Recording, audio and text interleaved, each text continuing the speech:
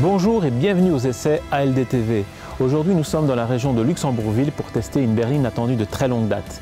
Elle nous vient d'Italie, sa ligne est superbe et elle déchaîne déjà les passions. J'ai nommé la nouvelle Alfa Romeo Giulia.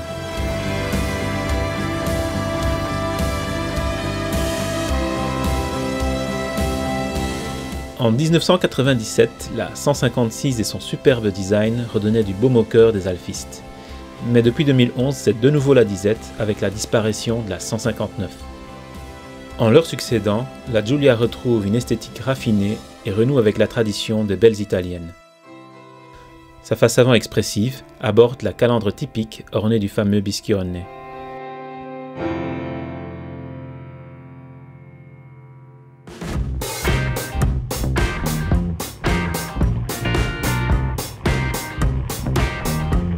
Sa silhouette tracée, ses proportions parfaites et ses flancs creusés lui confèrent une allure de félin prêt à bondir.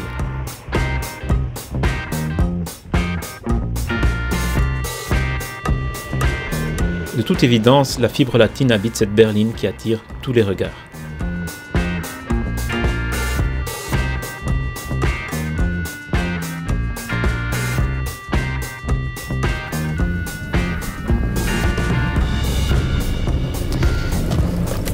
Question mécanique, la nouvelle Giulia étrenne de nouveaux moteurs.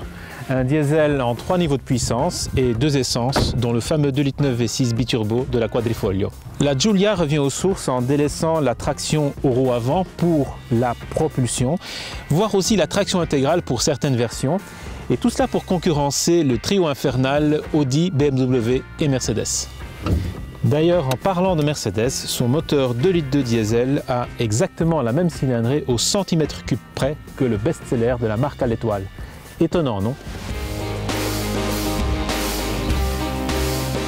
L'habitacle de la Giulia affiche un design plaisant qui allie sobriété et un brin d'originalité. La qualité des matériaux et leurs ajustements sont corrects sans toutefois atteindre les standards allemands.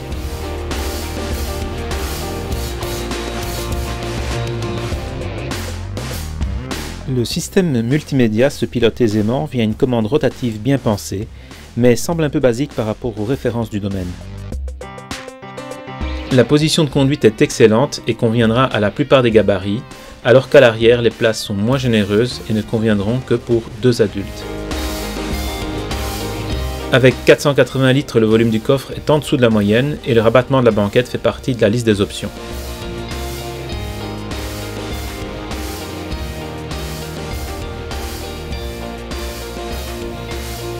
Certes, la nouvelle Giulia a une belle esthétique, mais c'est son nouveau châssis qui bénéficie des plus grandes améliorations.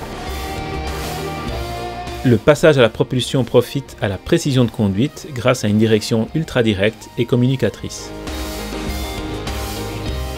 Ces suspensions lui procurent une tenue de route efficace, sportive et rigoureuse qui participe pour beaucoup au plaisir de conduite qui est bien réel.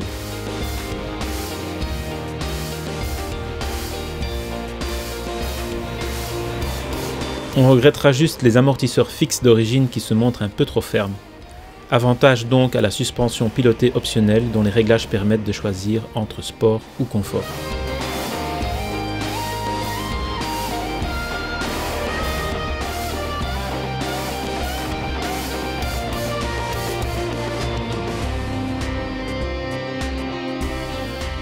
La calibration de la boîte automatique ZF à bruit rapport est parfaite et s'accorde de belle manière avec les modes de conduite DNA qui gèrent également les lois des amortisseurs pilotés.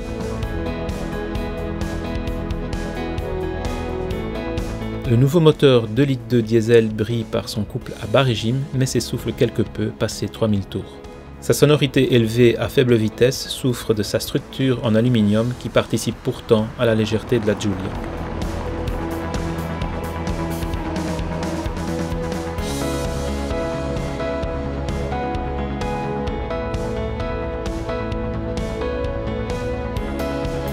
Au chapitre de la consommation, on se dit qu'elle aurait pu mieux faire avec une moyenne globale de 7 litres au 100 sur l'ensemble de notre essai.